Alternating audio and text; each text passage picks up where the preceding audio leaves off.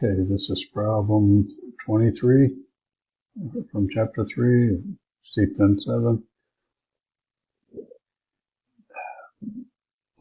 Lucky Casinos LC must raise $150 million to pay bills. If it issues no common stock to raise the funds, LC must pay its investment banker 8% of the total amount issued. The new issue will require LC to pay $190,000 in fees to its lawyer, its printer, and others associated with the issue. LC can issue stock for $250 per share. How many shares of common stock must be issued so that it has $250 million after flotation costs? Show the total, how much the total dollar amount will be flotation costs, and how much LC will receive after the flotation costs are paid. So LC is going to receive the $150 million.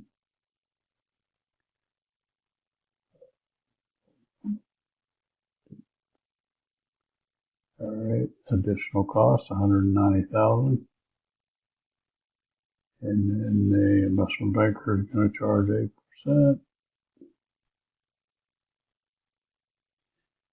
So the issue size equals open parentheses plus 150,000 plus 150 million plus 190,000 divided by 1 minus 8%, and we get an issue size of $63,250,000. So they're going to receive $250 for each share.